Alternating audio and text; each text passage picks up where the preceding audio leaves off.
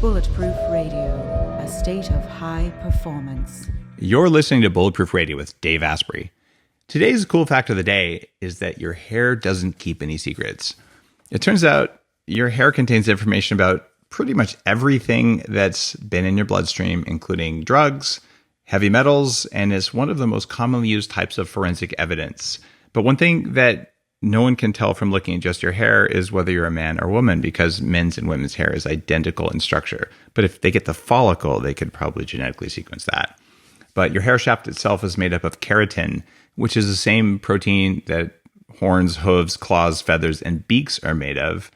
And studies in fetal Nile crocodiles, bearded dragon lizards, one of which I had as a pet as a kid, and corn snakes appear to have settled a long-standing debate on the rise of skin coverings. Special skin bumps that we've known for a long time direct the development of hair in mammals and feathers in birds also turn out to signal scale growth in reptiles, which means all three of them evolved from a shared ancestor. At least that's according to a study in 2016, which is kind of cool and kind of creepy, which means maybe someday we'll be able to transform your hair cells so you can grow scales on your head. Would that be cool or what? Talk about having control of your own biology. I think it'd be awesome to have a bearded dragon tuft, at least for Burning Man. Now, today's guest might have been to Burning Man, and she's an expert. She's a physician from SUNY Downstate Medical School in Brooklyn, where she studied dermatology, and she's an expert in hair. It turns out a lot of people really liked the last podcast, number 420, where we talked about, no, that was not a Burning Man joke. It actually was podcast number 420, just so that's clear.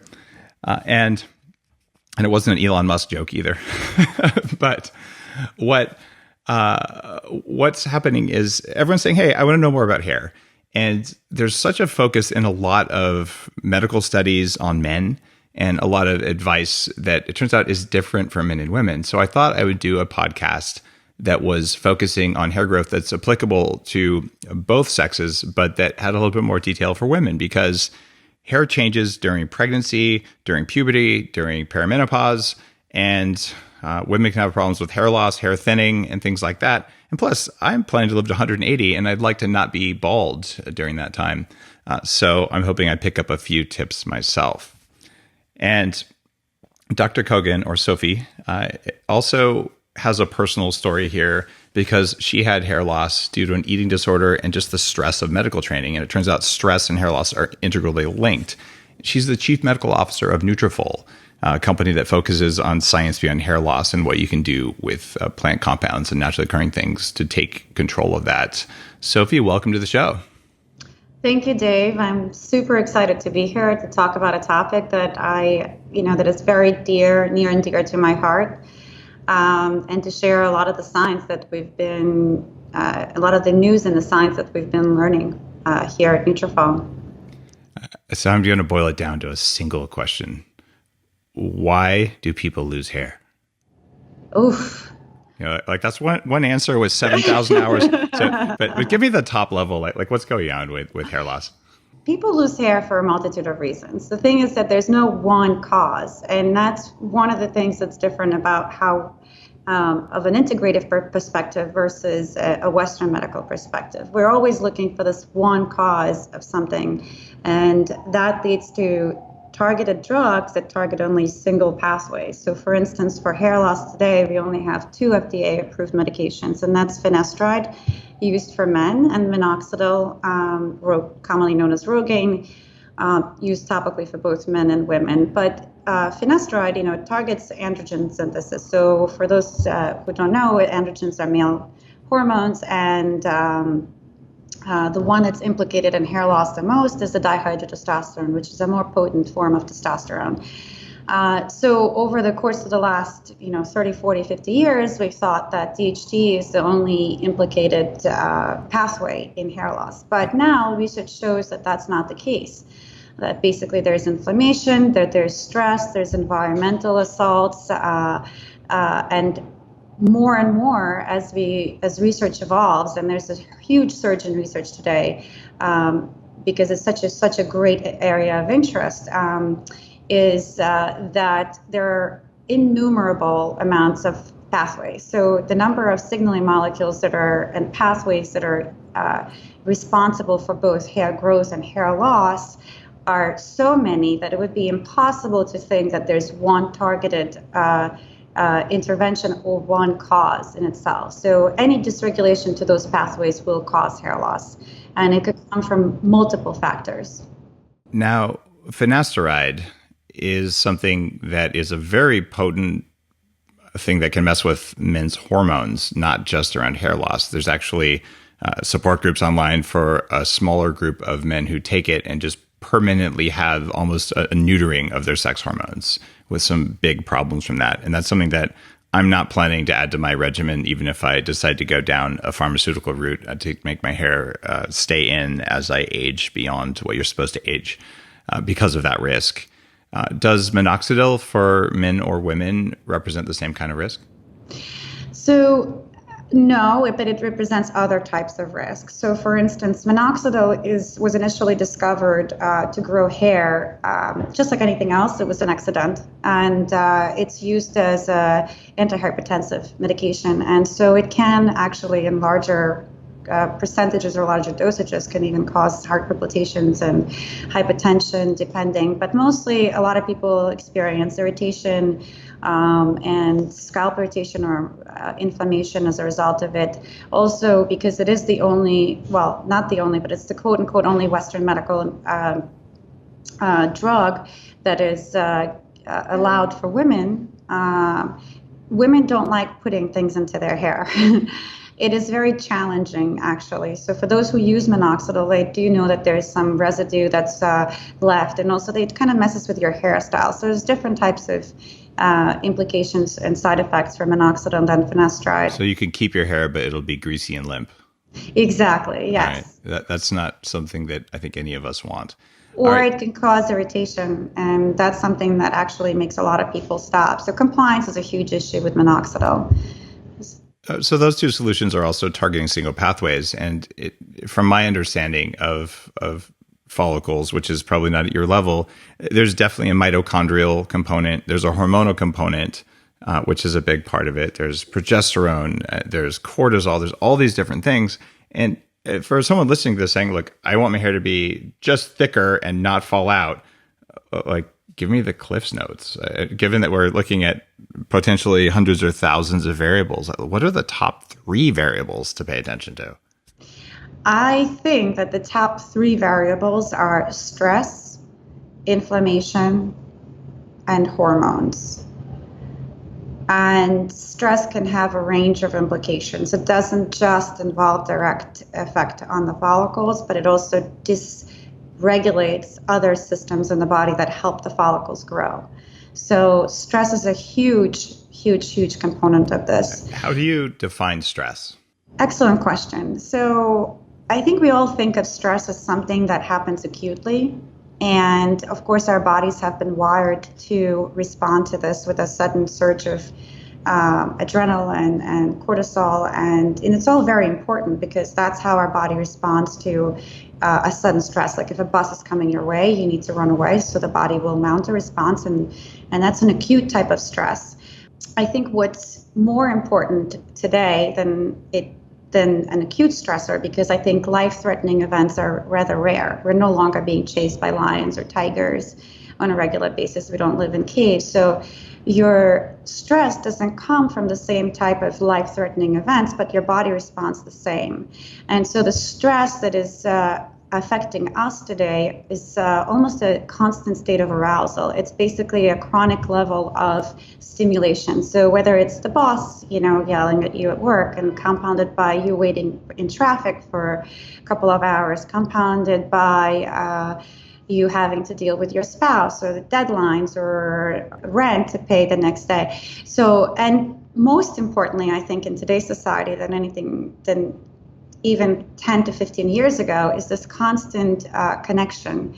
So we're no longer able to disconnect from our from anyone, even from ourselves. So our brain is constantly aroused. So for instance, we never put our phone down. We're always on, we're speaking of Burning Man, that's one of the places you go to disconnect, right? Uh-huh. It's the one place where you don't actually have a a tie to the outside world, which is much gratitude for that. I just experienced it for a week. I wasn't responding to emails or text messages. Nobody could reach me. Thank God for that. But normally speaking, you have your phone, you take it to the bathroom, you answer all these messages. I mean, there's not a single moment in time when you're not connected. And that's the kind of state of arousal that I think is affecting us on a chronic level today. And what's really important is that stress doesn't have to just be psycho-emotional. So we're thinking of psycho-emotional stress as being constant state of arousal, but also there's chemical stress from chemicals that we find in food or toxins and pesticides. There's environmental stressors like smoke and xenoestrogens. There's nutritional. We don't have enough vitamins and minerals in our soil. So all of those are stressors, and obviously like physiological and environmental. So all of these things compound because the body's stress response is basically to adapt to all of these stressors. It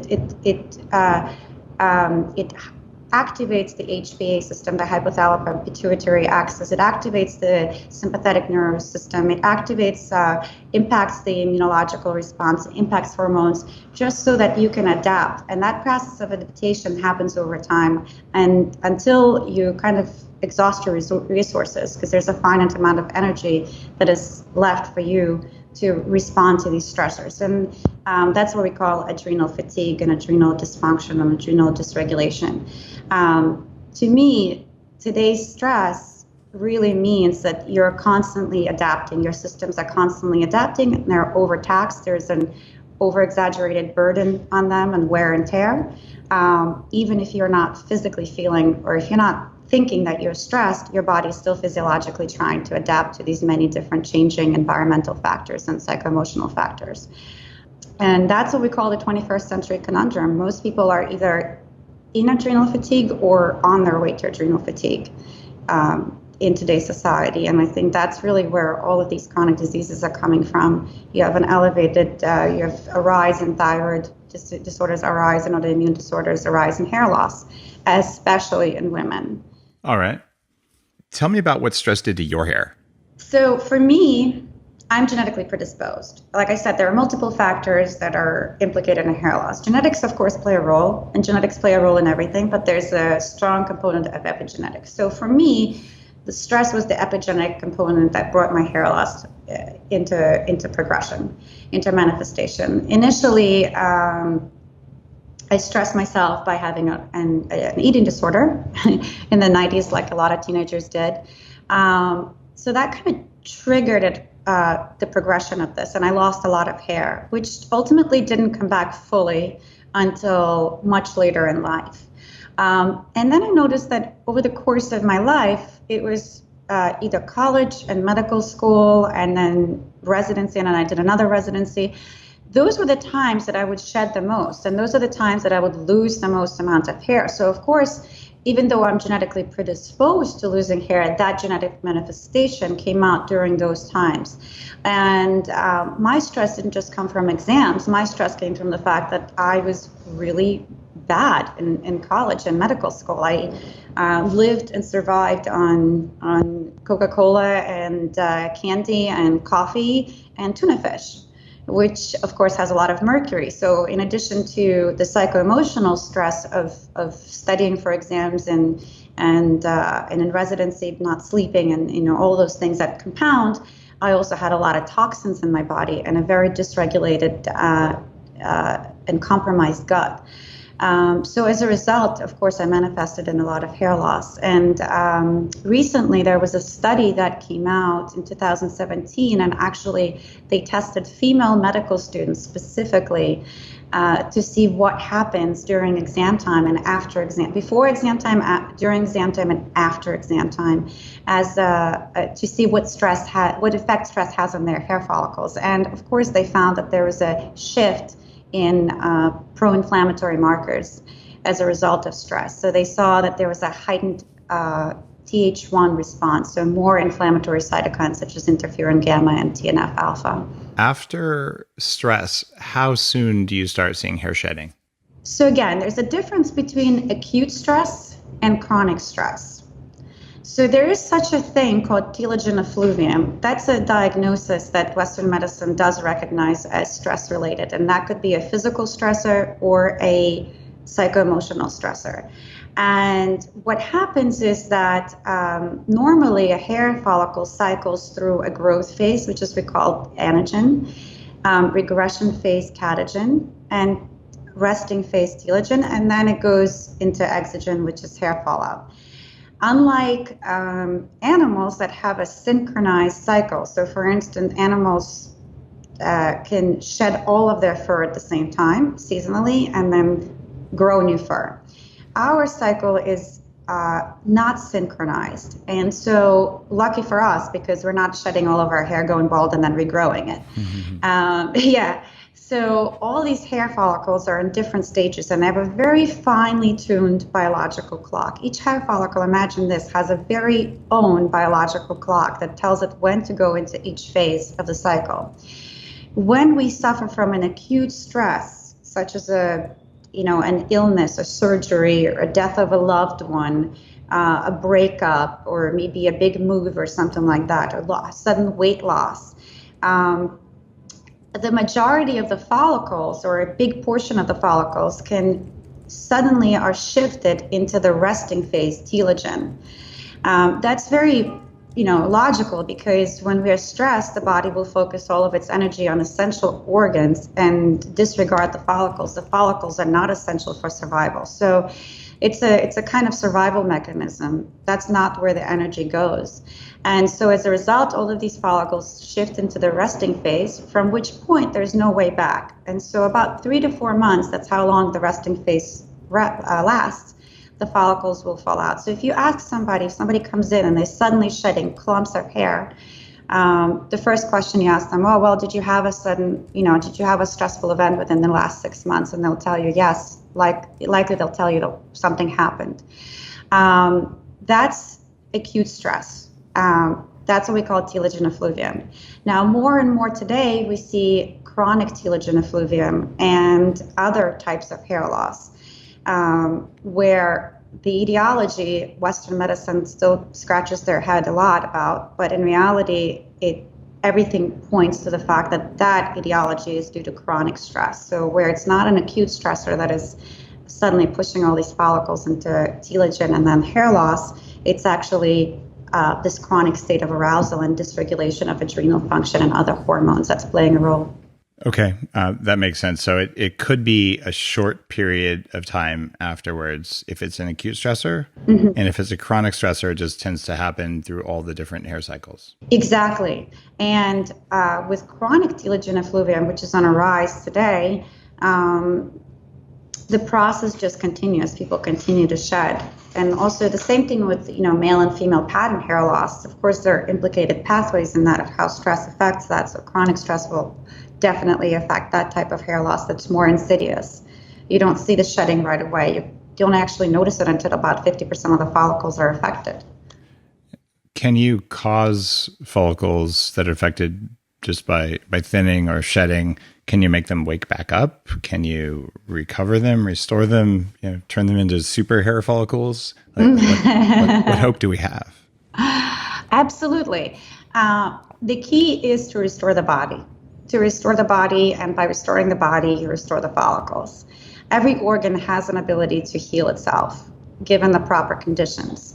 And this is what you talk about all the time, the biohacking. And so having the ability to to support the adrenal glands, to decrease cortisol levels, to decrease inflammation, or rather rebalance cortisol levels, to decrease inflammation, counter oxidative stress, and the hormonal imbalances, you will ultimately rebalance the environment of the follicle, and the systems of the body support them, and as a result, support the follicle in its recovery.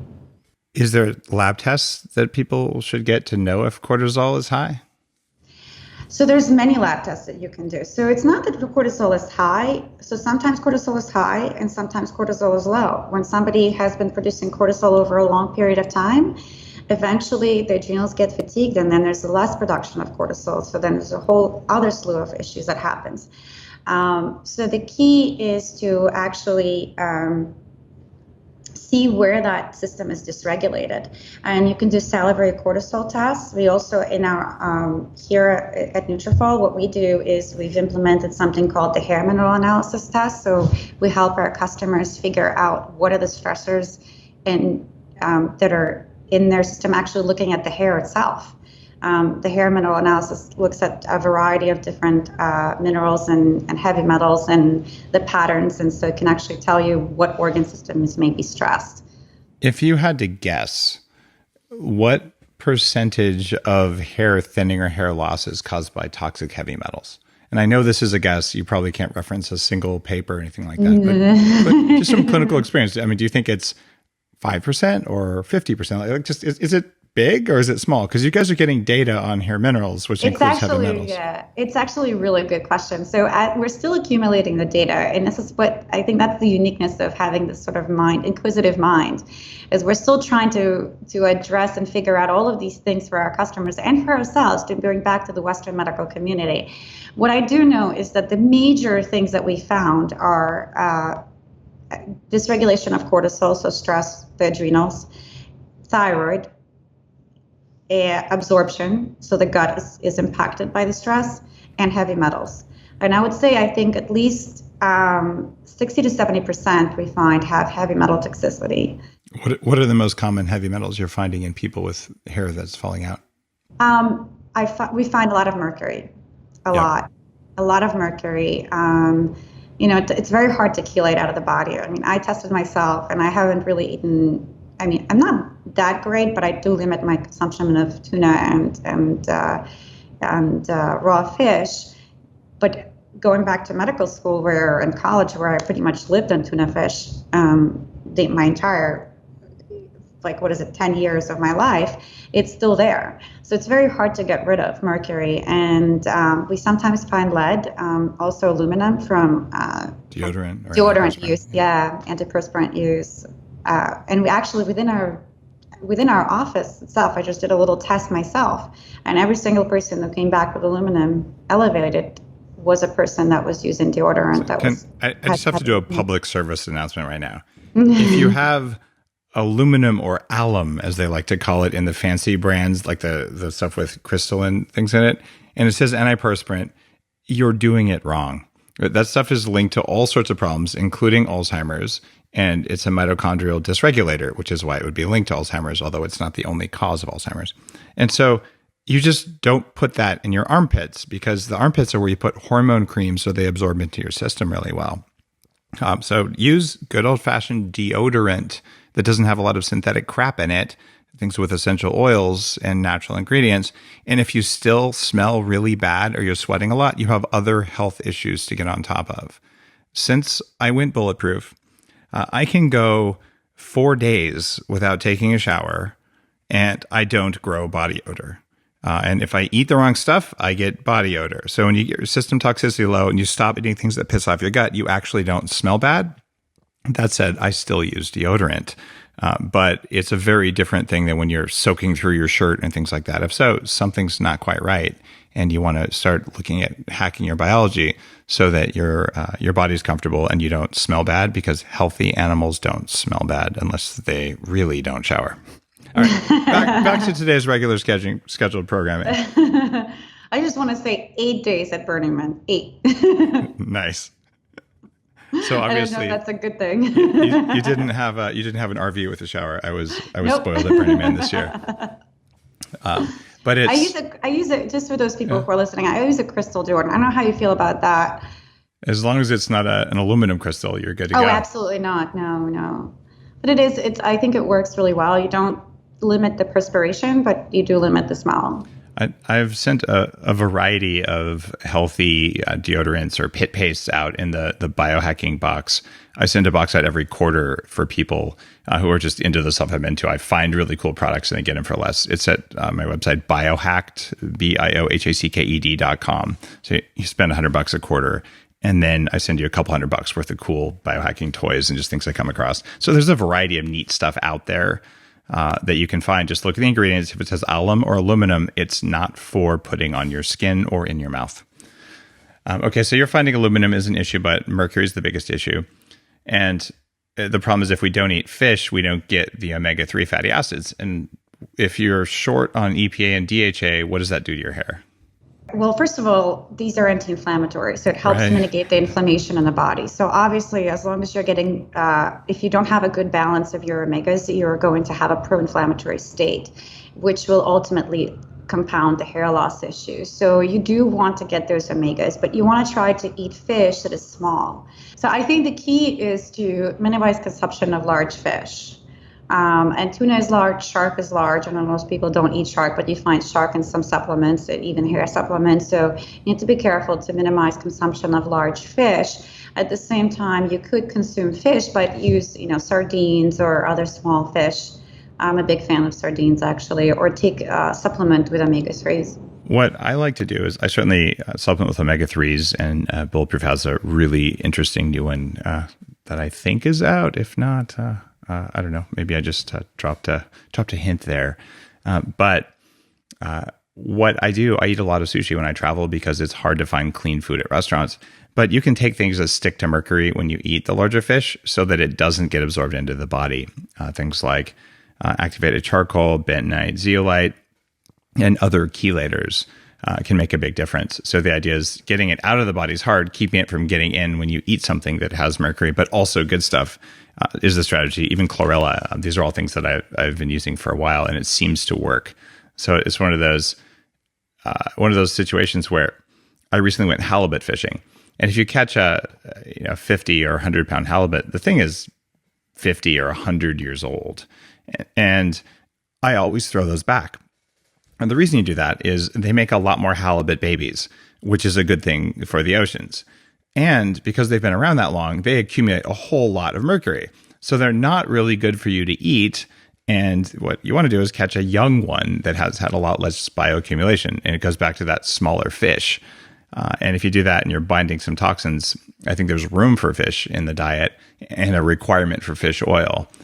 But like you said, the collagen, and you guys are including a small amount of collagen in the Nutrafol supplement because you're finding it's helpful for hair growth. Yes, absolutely. And I think the key here is also to include the good stuff, but also include the detoxifiers. So we also have kelp. We also have, iodine from kelp, selenium, and things like that help detoxify the liver of mercury. Mercury will affect mitochondria, as you know, and hair follicles require an exuberant amount of energy. So when you have toxicity, it will ultimately not only, affect the hair follicle directly because it compromises the energy production, but also will affect it indirectly by compromising detoxification of other toxins. Okay. And so, other than going to Burning Man to disconnect, what can people with high stress, we have jobs, commutes, kids, which even though they're wonderful, are enormous stressors because they interrupt you every 5 seconds when you try to do something. What can all of us do to help stay on top of the cortisol? There are a couple of things. So you're right about lifestyle modifications. I'm not saying that Burning Man is a lifestyle modification, but there's things that you can do, definitely. So finding hobbies. I know life is busy, but finding even 5 minutes to meditate, even or to do yoga, or just to sit mindfully. What I try to do is, for instance, I pray on my food when I eat. I know that kind of sounds crazy, but it's not even a prayer. It's more like a mindfulness moment. It's a moment when I just disconnect from everything else and stay tuned to the presence of the meal. I find the meal as a good habit-forming situation for me, so I time my sort of moment of silence, moment of meditation to that process. So self-care is extremely important. We have to find time. It's important. We have apps now that we can use, so that's really helpful. So lifestyle modifications, of course, good diet is important, and eating healthy foods that are not inflammatory, protecting our gut, excluding foods that are pro-inflammatory that stress our gut and ultimately contribute to the overall stress load for the body, as well as taking adaptogens. So I think adaptogens are extremely important. This is something that Western medicine has not caught on to because it doesn't fully recognize that the maladaptive stress response is responsible for maybe over 90% of chronic disease. So we haven't yet, as a medical society, caught up to the fact that there are these wonderful botanical gifts that we have from Mother Earth that we can use, and especially now when we have the technology available to us to extract those phytoactives and make them more bioavailable and bioactive. So things like, extracts like ashwagandha, we use ashwagandha, for instance, but there are others as well, like rhodiola, reishi mushrooms, and everything else. They have the ability to actually rebalance the stress response to support both the neurological stress response and also the physiological stress response, which is kind of unique to them. And they're also non-toxic. So that's one of the definitions of an adaptogen, is they're non-toxic, that they have an ability to modulate or rebalance rather than have a directed action. So they have a non-directed action, and that they basically help you build resistance to stress. So you include ashwagandha in Nutrafol as a supplement strategy, but if you're not at least meditating or taking deep breaths or doing something and you're tweaking in your lifestyle, you might expect thinning hair. I think that you need to do all of those things. Yeah, I agree. I think we're all used to, that's just kind of the way we think in Western medical society, Western society, is that we take a pill and everything gets better.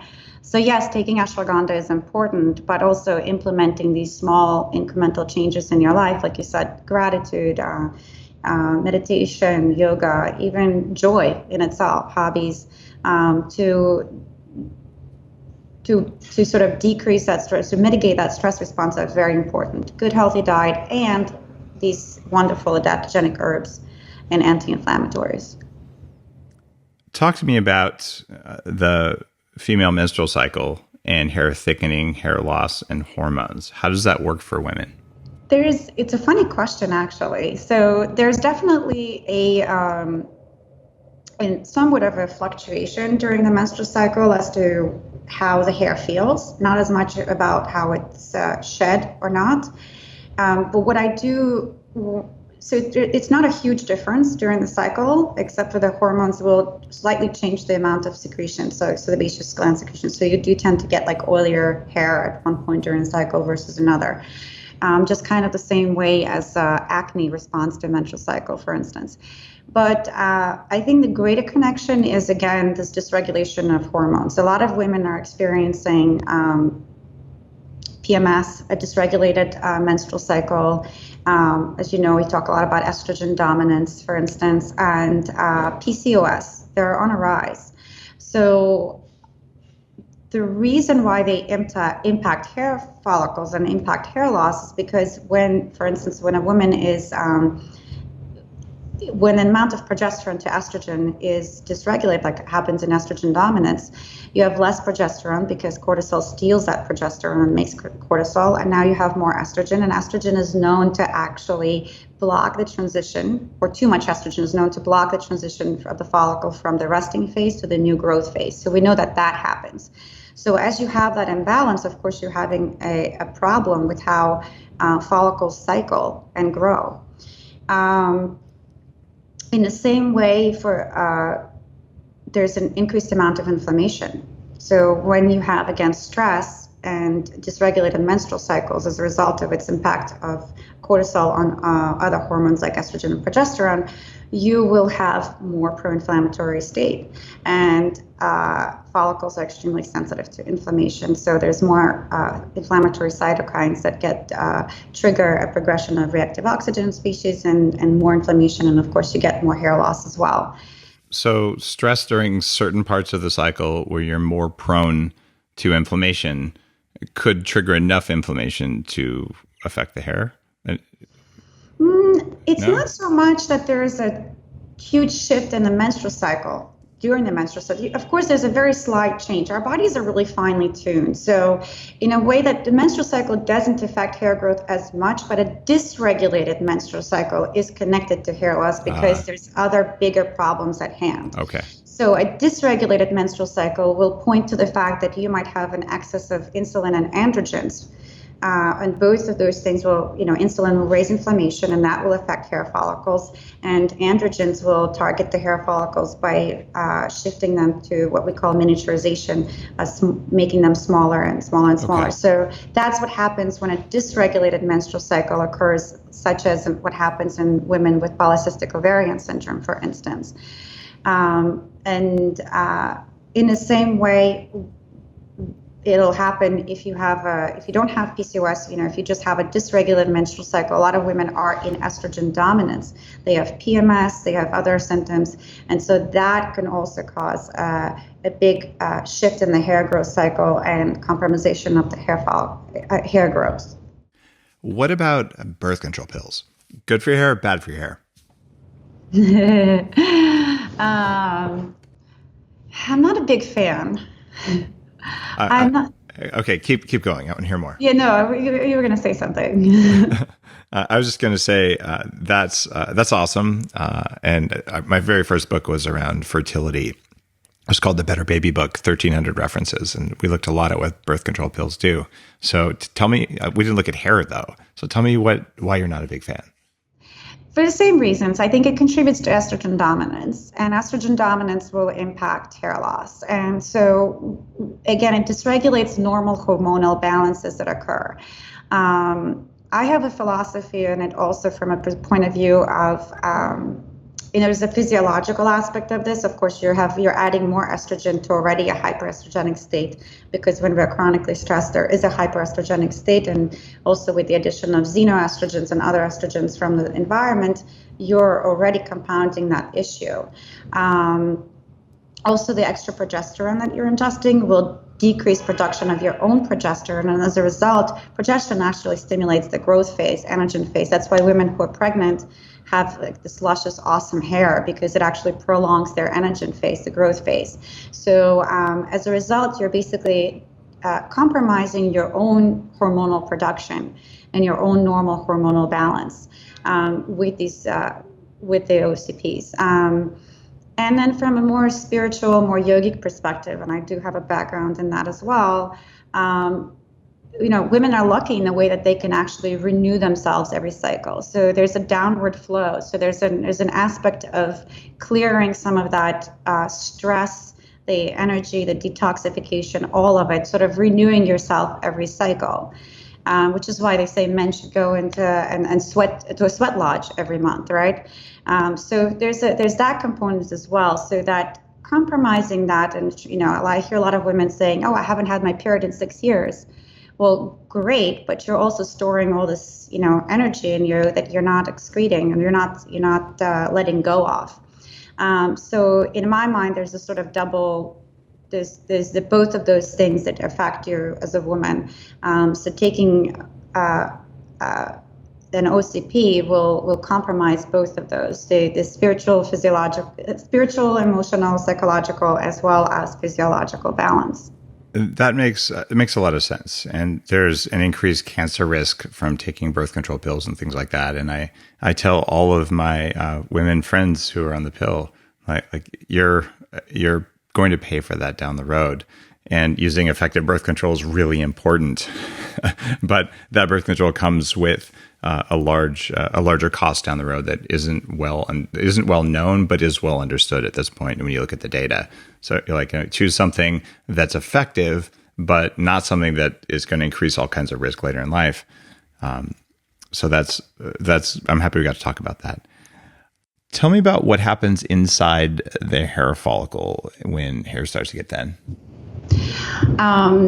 So what happens when we're stressed, and actually these are clinical observations, have been sort of anecdotal, but now there's new evidence that came out that talks about a direct brain follicle connection. And the pathways have only been recently elucidated. So what's really cool, and maybe not cool for us for the hair loss, but what we do know is that hair follicles actually have their own functional mechanisms for producing hormones, for producing cortisol. So we know that in the whole body, we have the hypothalamus. It tells the pituitary gland to secrete ACTH. It tells which tells the adrenal glands to secrete cortisol. So we know that that's the HPA axis, the hypothalamo-pituitary axis. It is actually exactly replicated in the follicle itself, and that's something that is research only recently showed. So that when the follicle is stimulated from the outside by cortisol, by corticotropin-releasing hormones, it actually has its own ability to produce that cortisol itself, and can also use this mechanism to adapt to stress, which of course stacks the cortisol on top of cortisol. And what happens is that it actually dysregulates the surrounding immune responses. It produces more inflammation. It stimulates mast cells to degranulate and to release inflammatory molecules that will cause apoptosis, cell death, and also early induction of catagen, which is the regression phase, and inhibit hair growth.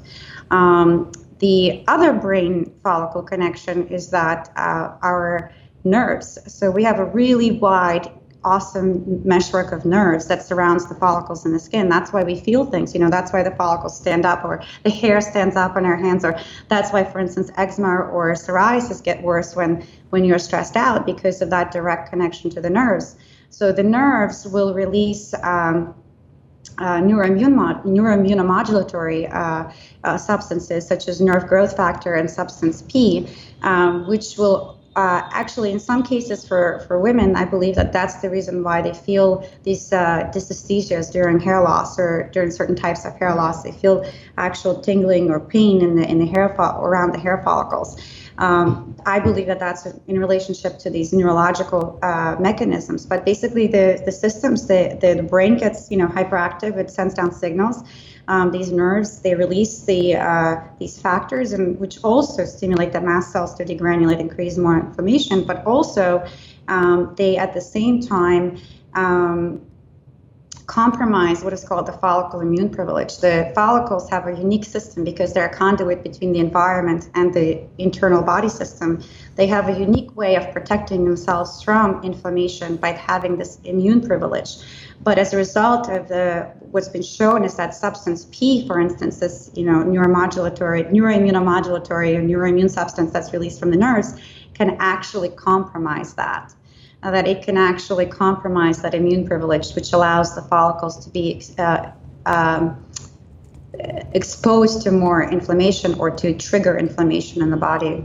And that has been linked to certain types of hair loss in itself, like alopecia areata or scarring alopecia, but also is obviously a process that can manifest in other types of hair loss. Okay, very helpful. Thank you. I've seen people use topical progesterone, which is another hormone, to influence hair growth as well. And there's something that some men do. When you're dealing with your data that you have from Nutrafol, do you test for that? Do you see people use progesterone at all? Is that correlated with hair loss or hair growth or anything? Progesterone is very important for hair growth. So ultimately, it does stimulate the anagen phase, like I said, and it also has some implications for how it stimulates mitochondria, energy production. So it's important for hair growth. Our philosophy here, however, is to rebalance from the inside out. Again, bringing every organ has the ability to heal itself given the right conditions and circumstances. And so having the ability to rebound, so going backwards, for instance, putting progesterone on is almost like saying, okay, I'll put minoxidil on and I'll cover up what's happening at the moment, but at the same time not dealing with the underneath problem. And the underneath problem in this case is actually stress. So stress will compromise thyroid production, stress will compromise progesterone production, and stress will compromise the adrenal glands and the digestion, all the things that are absolutely important for the hair follicle to thrive and grow. Yeah, but I mean, let's face it. If you look in the mirror and your hair is thinning or some of it's falling out and your hairbrush is full, like, of course I'm going to meditate. I'll eat some better food, et cetera, et cetera. But seriously, I don't want my hair to stop falling out right now. And honestly, that's why you guys make Nutrafol, right? Because we have a supplement that helps with hair loss that's based on science. But so yes, ultimately we all want everything to work well internally. And that's certainly, I'm in support of that. But if it's going to keep my hair from falling out, I get my inner house of cards in order. Should I smear that stuff on my scalp or not? And does it make a difference if you're a man or a woman? I personally have never tried it, and I don't have experience with it. I know that some physicians use it in their practice, but I think that everything that is used topically only has a success rate of about 50%. And so it could work for some people, it might not work for others.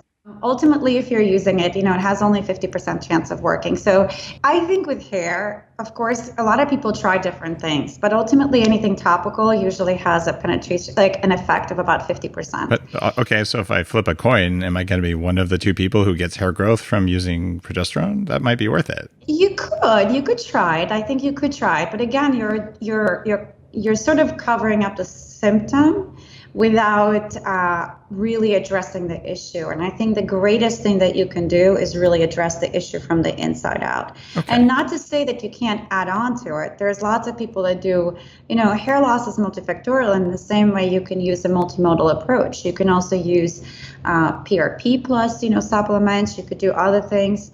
I don't know. I don't have first-hand experience. I know that a lot of our physicians do use it for some patients, but it's not as common as I would have expected it to be if it had such a such a great effect. It would have been used by many more people.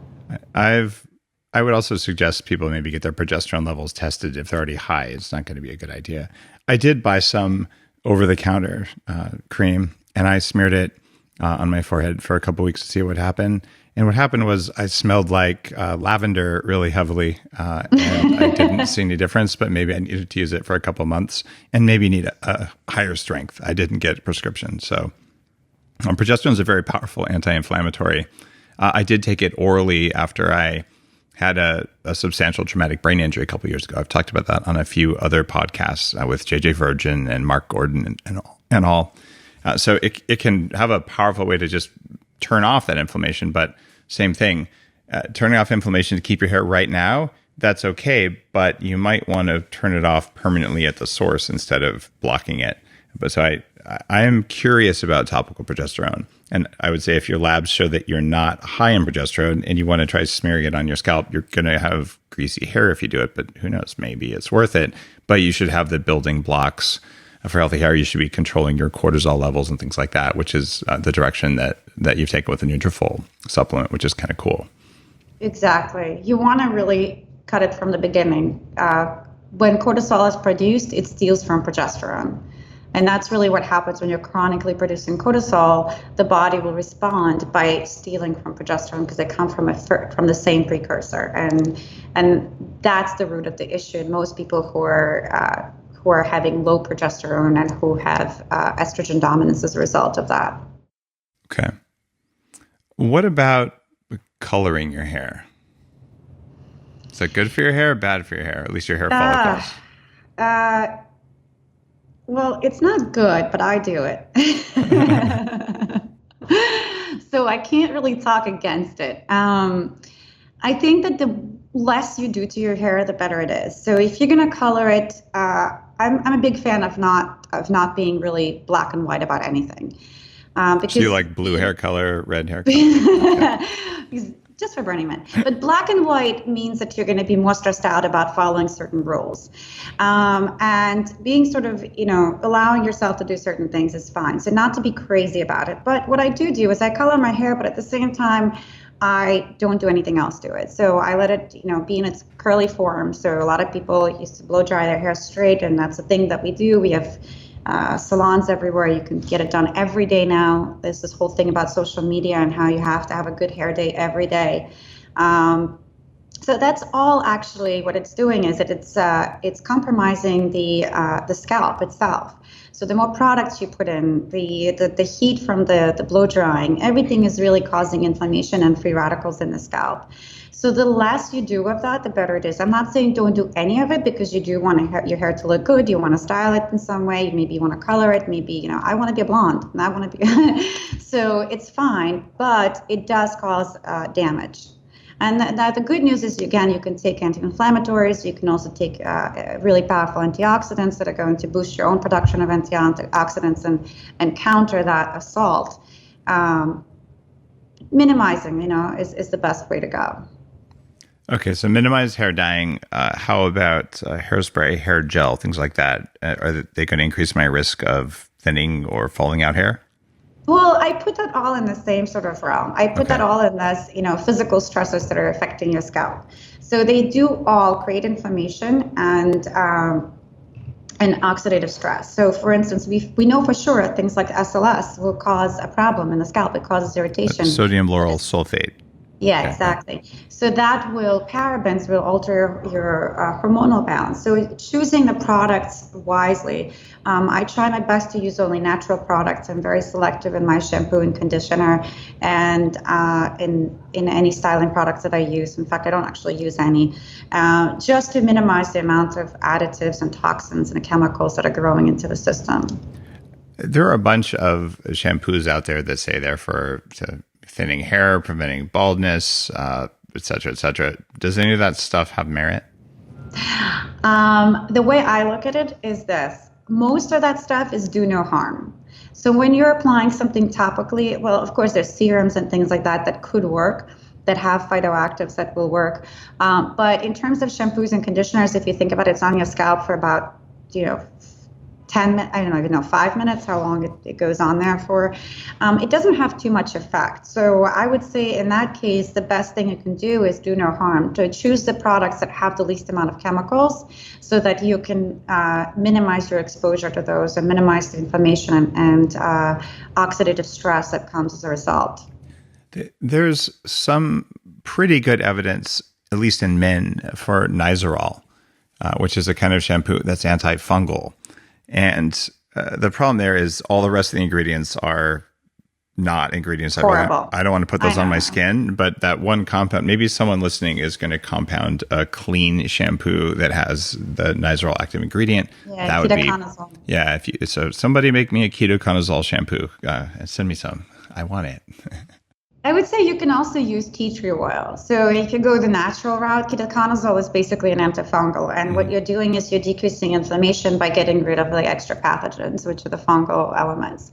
And so that causes dandruff. And dandruff, again, it causes inflammation, and any inflammation can contribute to hair loss. So you could use natural shampoos, and tea tree oil is a great antifungal. So that's something that you can use instead of the ketoconazole and Nizoral. Okay, that makes sense. I've seen, I've talked with thousands of fans. I just did a couple of meetups in New York and Chicago, and I've seen men and women who go through periods of extreme stress, who can get thin hair, which we talked about.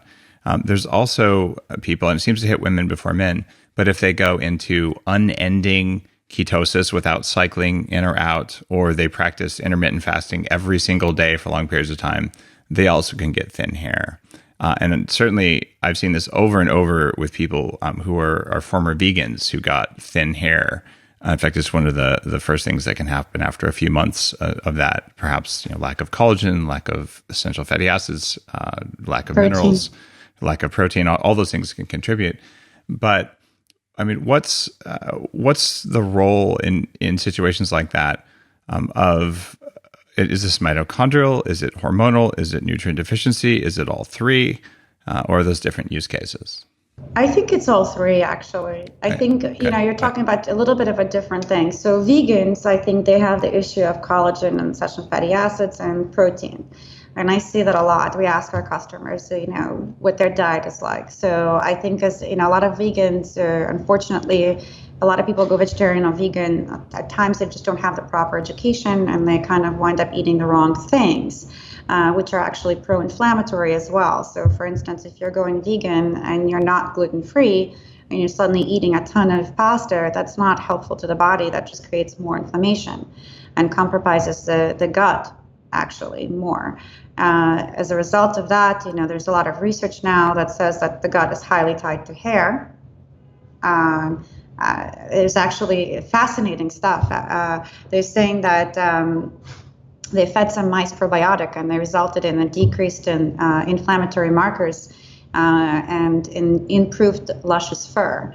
So in the same way, feeding a proper diet to, or even exchanging the microbiome, like fecal matter transplant, resulted in full hairy growth in individuals who had alopecia areata or alopecia universalis, which is a complete loss of hair. They had complete regrowth. So it could be your gut bacteria. I think it could be also your gut bacteria. If they're not getting the proper nutrition, the proper balance, you're getting a dysbiosis, or especially if you're complementing with foods that are not good. For instance, the processed sugars, even if you're a vegan, you're going to compromise the gut barrier, and as a result, increase permeability of the gut and increase inflammation, and that results in hair loss as well.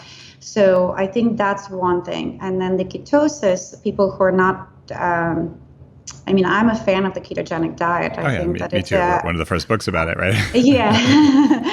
I'm a big fan. I can't fully do it myself because my body type is not adjusted to that. You have to cycle in and out, especially women. Very few women can go full keto all the time without substantial problems with hormones. Exactly. So I think that's where you're hitting on the nail on the head here, is that you have to be mindful. You have to, again, being strict about something is great, but nothing works the same for everybody.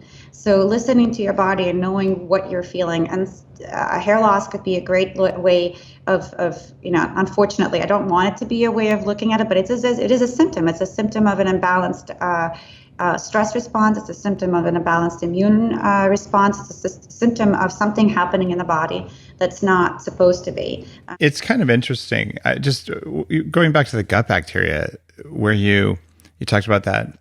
A guy who's been on the show several times, Naveen Jain, runs a company called Viome, Viome. And with their test, I've been able to get full data on everything that's growing in my gut. And they also track the amount of human DNA or gut lining shedding that's happening as a result of the bacteria and the other stuff going in your gut. And I don't have data on this, but I would be surprised if there wasn't a correlation between the amount of gut lining shedding and hair quality. So it's a marker of inflammation. So I've been tweaking stuff. In fact, I'm about to write a big blog post on that. About what I've been able to do to control that shedding of the gut lining in order to reduce inflammation in the body by making a few tweaks. And it's actually resulted in me getting even leaner without any work at all. So I think that could be an inflammation sign, or it could actually be more directly tied. But do you know what species of bacteria are going to give me luscious fur? Because I'm all down for that. That's a trade secret for now. I don't think the science is out yet, but we'll probably find it, right? There's some science. Yes, there is some science. There's a couple of strains of bacteria. I'd have to look at my data, to be honest with you. I can't remember off the top of my head. But what I do know is that there is a direct correlation to hair growth and hair health in general. So there's multiple studies that show that stress, for instance, will impact tight junctions, so it increases permeability. They've shown in studies that are related to eczema, acne, and psoriasis that microparticles, the lipopolysaccharides from bacteria, leak into the blood and actually wind up in the skin and cause inflammation. So, and the hair studies are a little bit behind, but there are a bunch that are coming in now. And in the last year or so, there's a couple that came out, animal studies that showed that if you feed a certain type of bacteria to mice, their microbiome changes. As a result of that, the inflammatory markers change, and then they have healthier hair growth. They've also experimented with, for instance, polycystic ovarian syndrome, which is marked by hair loss, and they've showed that simulated models and animal models, they show that animals with the dysregulated, with PCOS, will actually have more inflammation, and obviously they have insulin resistance and have androgen production. But when they give them certain bacteria, certain probiotics, their ovaries go back to normal, and then the androgens go back to normal. And same goes with fecal matter transplant. So we know that when we optimize the gut bacteria and optimize the gut lining, that the hormones that are responsible for hair growth and hair loss will normalize. And in the same way, we know that when we do that, we can actually achieve better hair growth. So it's very new. This is all very, very brand new. Probably in the last year or so, this research is coming out. So I know that I think Colombia, they're doing research now on fecal matter transplant and alopecia universalis. So because they've seen some major, at least two cases that I've seen reported where two men where they've had fecal matter transplants for Clostridium difficile infection or chronic infections, which is the only indication in the United States for fecal matter transplant now. But coincidentally, they had alopecia universalis, which is complete loss of hair everywhere for up to 10 years, refractory to treatment. And all of a sudden, they get all of this new bacteria, their microbiome normalizes, and they start growing hair again. Whoa. You mentioned LPS, which made me really happy. A lot of people haven't heard of this. It was a big focus of the Bulletproof diet, and it's in Headstrong too. It's called lipopolysaccharide. And when you have bad gut bacteria, they make higher levels, or stress gut bacteria from what you eat, they make higher levels of LPS, which is a mitochondrial depressant. It's a toxin that causes problems throughout the body. And so if you're eating industrially raised meat, which I would consider unhealthy and unethical, you're likely to have bad gut bacteria because you're getting antibiotic residues in your body. And the most commonly known substance for blocking LPS is the oldest one out there, is activated charcoal. So if you're going to be eating crap or you have dysbiosis, I think there's a good case for taking some of that. And those studies have been around, forever. The Ayurvedic tradition knew this thousands of years ago. But even now, if you just Google for what activated charcoal can do, and there's a bunch written on the Bulletproof site because I make one, but absorbing LPS, if you have it in your gut, seems like it's a good idea for you. And LPS, is it directly correlated with hair loss? Well, it's indirect, right? For instance, because of inflammation, right. Exactly. So there haven't been studies directly saying that they found it in follicles, let's say, but there are studies that know and show that it's found in the skin and activates, pathologies like acne, which is very similar to hair loss. In terms of how it's caused, stress, hormones, inflammation, and pathogens. So this is just one way.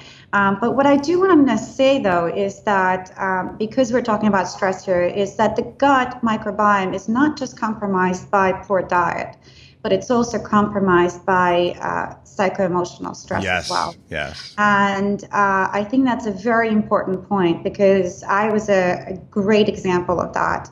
Diagnosed with IBS, all of these irregular things. Now looking back, all I was an adrenal fatigue. And of course I was losing hair, but as a result of this adrenal dysfunction and constant chronic production of cortisol, I completely dysregulated my digestion as well, which of course contributed to my hair loss. So it's important to realize that, again, going back to the sources of these dysfunctions, it's not just diet modifications, but it's also, again, stress reduction because cortisol will absolutely increase permeability of it actually has direct effect on the colonic cells and their permeability, and as well also, of course, on the vagus nerve, which controls the digestion and inflammation as well. So from your own path, you've sort of dialed in on the stuff that you put into Nutrafol, where you're saying you've got to control your stress, so you need lifestyle modifications, which you've incorporated, but you also want adaptogenic herbs, and then you want the right nutrients to support the hair growth, things like zinc, and I'm not sure what else you're putting in there, but that's dialed in, based on your chief medical officer. What are the other big bucket items that you put in the stuff that you're taking? Generally speaking, what we want to do is we want to target all of these components, right? So you have the stress component. So what we do is we incorporate ashwagandha. And again, we're using botanical extracts that are almost pharmaceutical grade, meaning they're standardized, they're clinically tested. And I think that's very important when you're choosing your ingredients and we're choosing your supplements. And of course, you speak a lot to that as to where they come from and how they're manufactured and what bioavailability they have in the body. So all of these have been tested for bioavailability and absorption and also their efficacy in clinical studies. So we use ashwagandha as a stress adaptogen, the major stress adaptogen in our product. And It has been clinically shown to lower cortisol levels in chronically stressed adults, also improve thyroid function, because again, thyroid function is impacted by high stress and cortisol as well. And that is important for hair growth because it is one of the major stimulants for production of energy, and follicles need energy. So then we target the inflammation. So inflammation is important to target because it's been found and shown in every type of hair loss, something that, again, Western medicine didn't recognize before, but now we know that the immune system is highly linked, or it actually regulates that biological clock. So it needs to be perfectly regulated. As long as you have more inflammatory cytokines or inflammatory molecules produced at the follicle, you need to calm that down. And so you need high potency anti-inflammatories that can target TNF alpha, IL-1, all these cytokines that lead to hair loss. So we use curcumin, which is an extract of turmeric. For that. And again, all of these, of course, are multi-targeted, and they have multiple.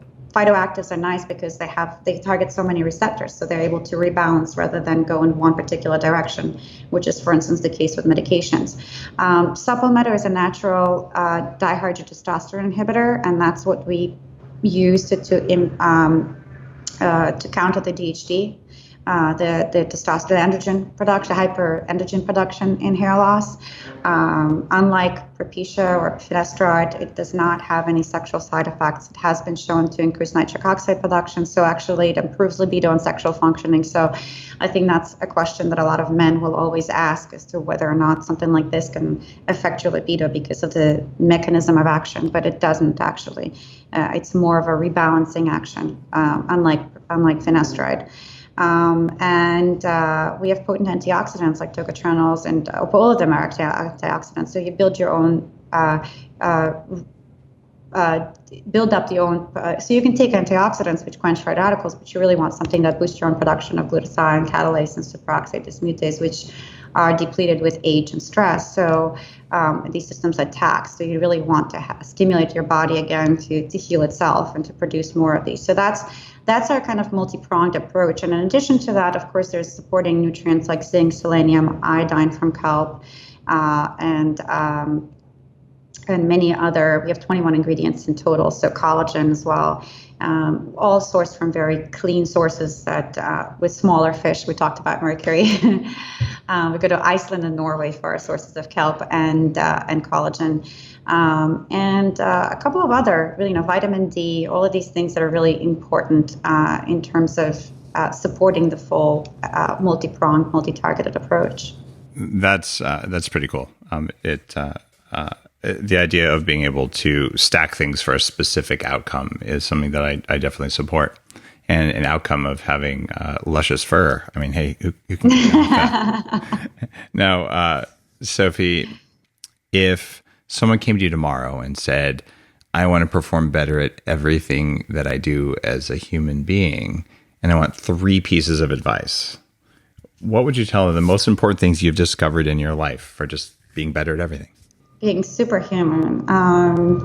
Not necessarily superhuman, but just better at everything. Like better at being a human being. So you want to be better at not just, wearing a cape or something like that, but just, we all do things all day long. We want to be better at them.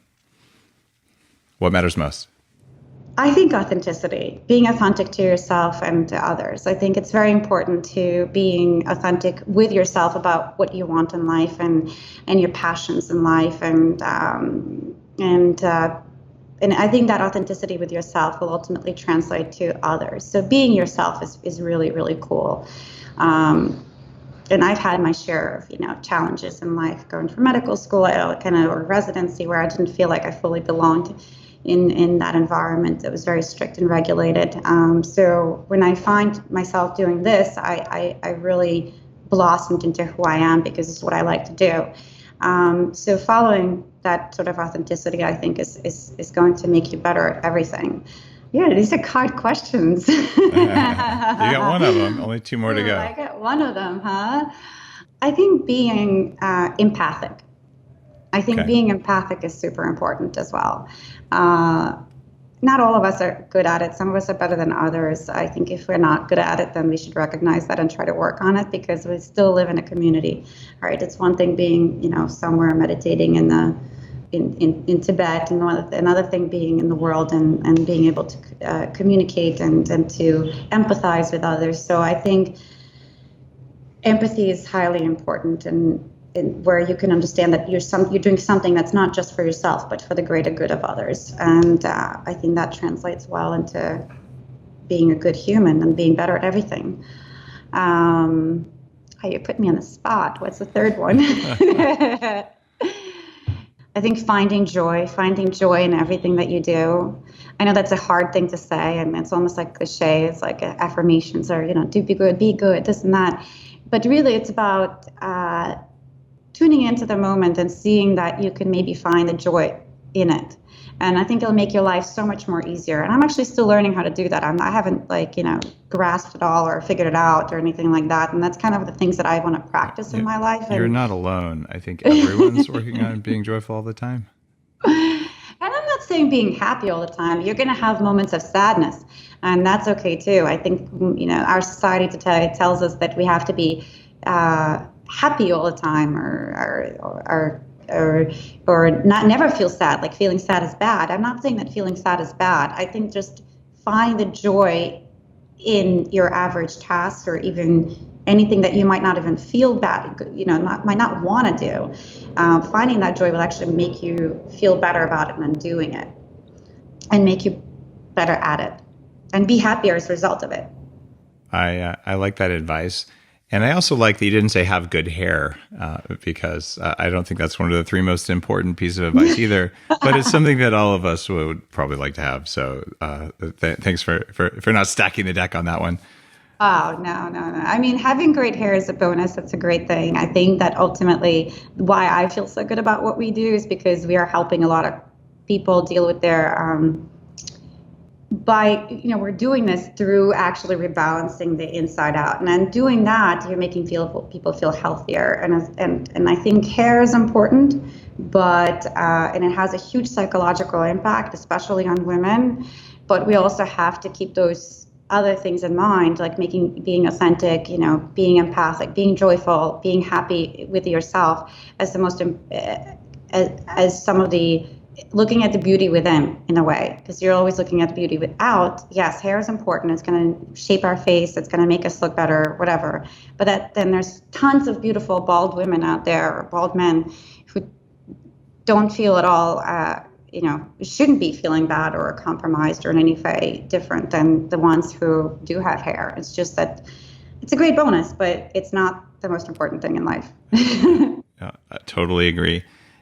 And thank you, by the way. Your website is Nutrafol, Nutrafol. And if people go to Nutrafol.com/bulletproof, you're offering $20 off if they want to try the Nutrafol supplement for hair growth and keeping your hair healthy and all, which is an awesome gift for the audience. I appreciate you doing that. I guess that's part of that authenticity thing.